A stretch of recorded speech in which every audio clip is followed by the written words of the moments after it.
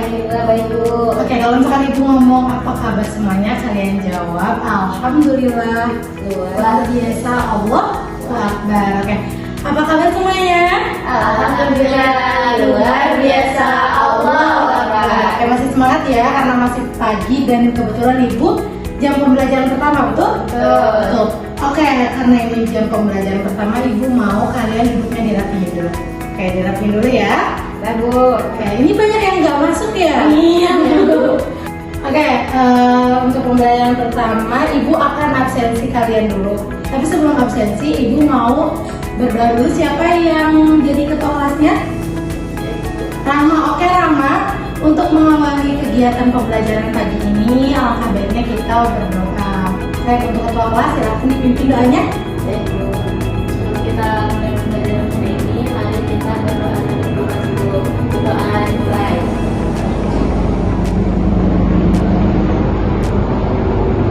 Doa selesai. Alhamdulillahirrahmanirrahim. Tadi doanya gimana? Rabbi firli zidni ilman warzuqni fahman. Amin. Kayak gitu ya tadi doanya ya? Oke, siap. Oke, selanjutnya ibu akan mengabsen anak-anak yang pagi hari ini datang. Zarani, Ibu. hadir. Rama, Ibu. hadir. Citra, Sakit-sakit Bu. Citra sakit? Iya Bu. Oke. Alvan, Alvan nggak tahu Bu. Alfa masuk. oh Alvan nggak masuk. Rahmat, Izin Bu. Rahmat izin. Albab, hadir Bu. Hadir. Albab hadir. Albab, yang benar. Albab hadir. Terus siapa lagi ini? Duta sakit Bu. Duta sakit. Oke, jadi yang hadir hari ini ada 10 orang ya. Iya Bu. Oke, mengulas pembelajaran yang sebelumnya kita belajar tentang Sujud. sujud. Ada berapa sujud? Tiga.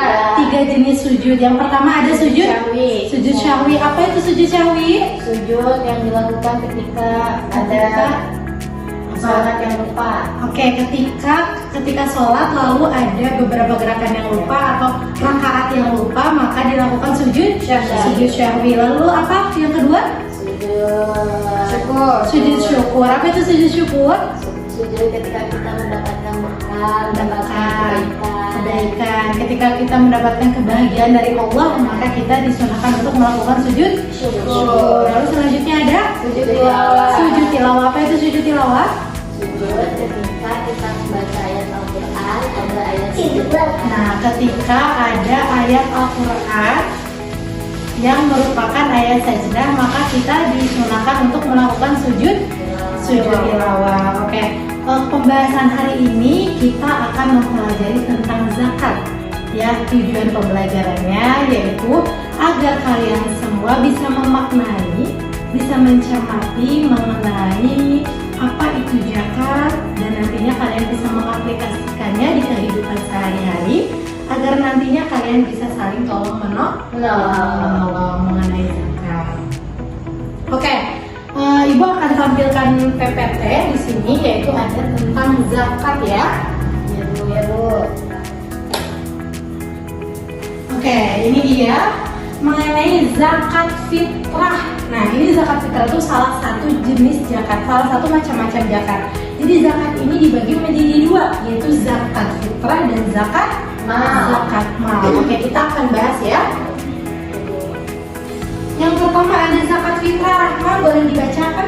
Zakat fitrah adalah zakat yang wajib dikeluarkan oleh setiap muslim pada bulan suci Ramadan, yang bertujuan untuk menyucikan diri dan membantu orang yang membutuhkan. Oke, jadi zakat fitrah ini adalah zakat yang wajib dikeluarkan oleh setiap muslim di bulan Ramadan untuk menyucikan diri. Nah, zakat fitrah ini, termasuk dalam rukun Islam nomor berapa? 3. Nomor 3. Yang pertama rukun Islam ada syahadat, 2 sholat, 3 zakat, 4 puasa, 5 pergi haji. bila mampu. Nah, ini salah satu dari macam-macam zakat. Salah satunya yaitu ya zakat fitrah. Kalian pernah melaksanakan zakat fitrah? Udah. Nah, di bulan Suci Ramadan. Suci Ramadan. Oke, selanjutnya yaitu ada hukum zakat fitrah. Zahrani boleh dibacakan? Zakat fitrah hukumnya wajib bagi setiap muslim, baik laki-laki maupun muslim perempuan, besar atau kecil, tua atau muda, selama ia memiliki kelebihan makanan atau hartanya. Oke, jadi hukum zakat fitrah ini wajib kepada setiap orang muslim, setiap orang yang sudah balik. Yang balik apa enggak nih? Balik. Berarti bayi nggak boleh zakat dong? Boleh sama dizakatkan oleh orang tuanya, betul ya. Jadi hukum zakat fitrah ini hukumnya yaitu wajib bagi memang siapa yang memiliki kelebihan makanan atau harta. Oke, selanjutnya yaitu waktu pembayaran zakat fitrah. Nah, zakat fitrah sebaiknya dilakukan sebelum sholat Idul Fitri. Jika dibayar setelahnya maka dihitung sebagai sedekah biasa, bukan zakat fitrah. Jadi kalau misalkan kalian membayar zakat fitrah, itu umumnya boleh dibayar itu dimulai dari bulan Ramadan, ya, diakhiri dengan ketika sebelum sholat Idul Fitri itu masih boleh membayar zakat. Nah, di luar setelah sholat Idul Fitri itu zakat tersebut tidak terhitung zakat, tetapi dihitung sebagai sedekah biasa, ya, seperti itu. Lalu selanjutnya ada mengenai besaran zakat fitrah. Nah, di sini besaran zakat fitrah adalah 2,5 kg atau 3,5 liter beras. Nah, boleh dibacakan?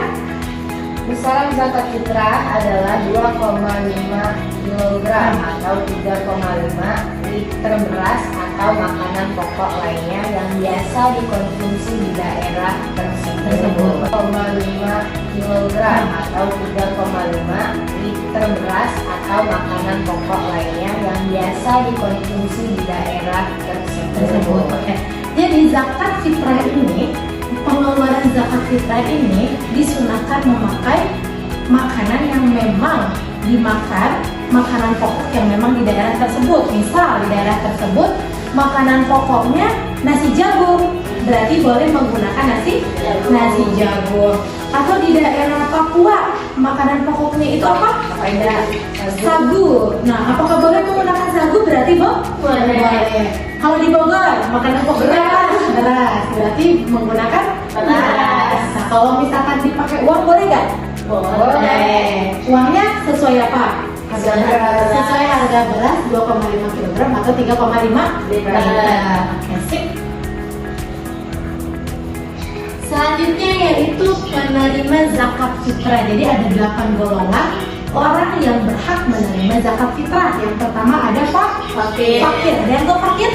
Orang yang tidak memiliki pekerjaan atau untuk memenuhi kebutuhan pokoknya dan tanggung jawab. Oke, jadi fakir itu orang yang memang tidak memiliki pekerjaan, tidak memiliki rumah, tidak memiliki pendapatan dan lain sebagainya, dan itu berhak untuk mendapatkan zakat. Lalu yang kedua miskin. Nah, miskin ini adalah orang yang memang mampu, namun mampu misalkan dari 10 dia hanya mampu 8, dari 5 dia mampu 3. Apa yang dimaksud seperti itu?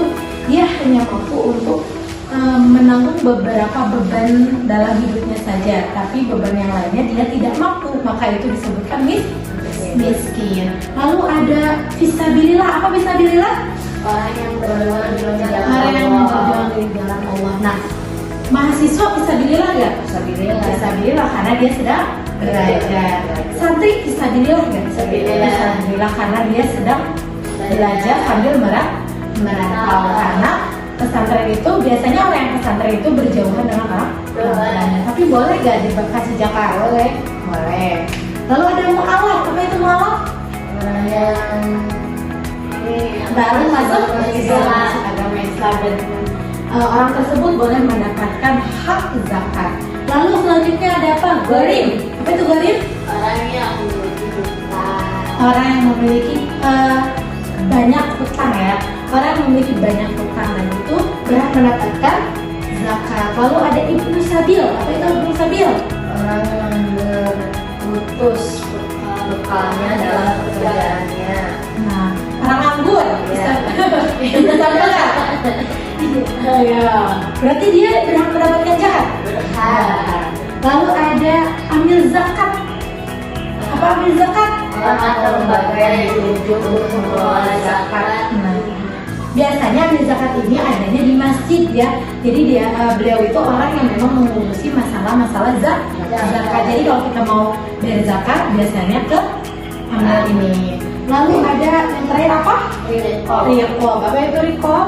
Hamba sahaya atau budak di zaman dahulu Yang belum merdeka. Jadi dia memang masih budak dan itu boleh mendapatkan zakat. Oke, jadi itu adalah 8 golongan orang yang boleh menerima zakat.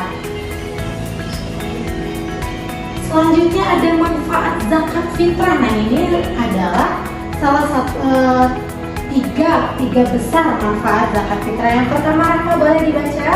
membersihkan diri dari dosa dan kesalahan saat berpuasa. Oke, maksudnya gimana nih? Ada yang tahu?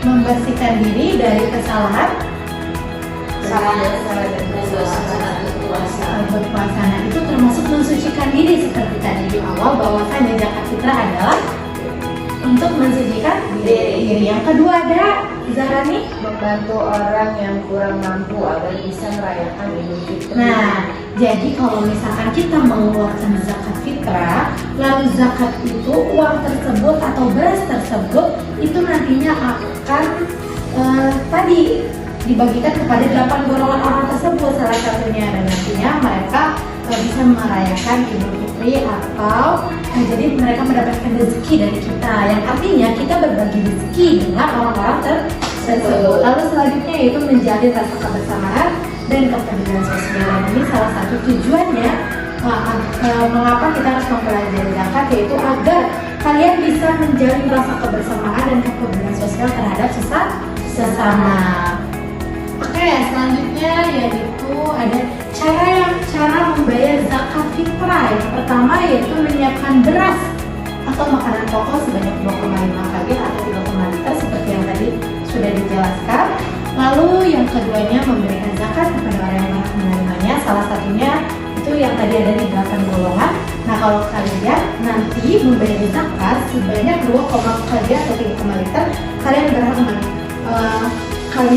memberikannya kepada fakir, kepada orang miskin, kepada amil dan lain sebagainya. Oke, sampai di sini ada yang ingin ditanyakan? Ada yang mau ditanyakan? Memahami tentang zakat? Memahami cukup. Oke, yang kedua yaitu ada zakat mal. Ada yang tahu zakat mal? Zakat menggunakan harta. Zakat yang menggunakan harta. Zakat yang menggunakan harta itu bagaimana? Misalnya orang yang punya usaha mengeluarkan zakat karena sebagiannya kan punya orang lain. Ya, berarti zakat mal adalah zakat harta. Zakat harta bukan zakat menggunakan harta.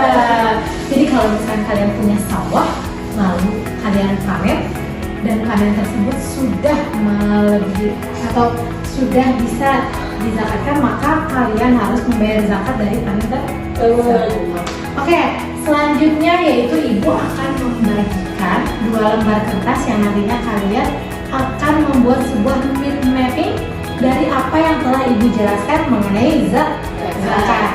Macam-macam zakat. Zakat ada berapa? 2, yaitu zakat Fitrah dan mal. Nanti kalian bisa dibuatkan mind mapping. Jadi mind mapping yang nantinya kalian buat yaitu mengenai zakat. Oke, ibu akan bagikan dulu ya kertasnya. Zahrani, Ya, Bu. ya ini satu sama ini ya. Oke, kalian membuat mind mapping mengenai zakat fitrah. Oke, silakan dibuat ya. Ya, Bu. Ibu kasih waktu ya 3-5 menit. Oke. Oke, cara membuat mind mapping biar kalian tidak kaku atau kalian tidak ini. Mind mapping itu apa? Mind mapping itu adalah seperti peta konsep yang memang nanti kalian bisa membuat suatu kreativitas. Tadi yang dijelaskan yaitu zakat. Zakat ya? Ya. Nah, kalian boleh seperti ini. Lalu zakat dibagi menjadi dua, yaitu macam-macam zakat. Ada zakat fitrah. Nah, ini boleh dibuat. Lalu ada zakat mal atau zakat harta. Lalu zakat fitrah itu apa? Zakat ya, boleh diberikan penjelasannya di sini. Penjelasannya, zakat fitrah adalah zakat yang dikeluarkan, harta yang dikeluarkan untuk golongan tertentu. Nah, golongannya boleh disebutin. Golongan yang berhak mendapatkan zakat tadi apa? Fakir, ya kan? Lalu ada miskin dan lain sebagainya. Nah, kalian buat itu nanti ibu tunggu sampai nanti dikumpulkan, oke? Udah Bu. Oke, siapa yang sudah selesai membuat mind mapping? Rama Bu. Oke, Mas, silakan.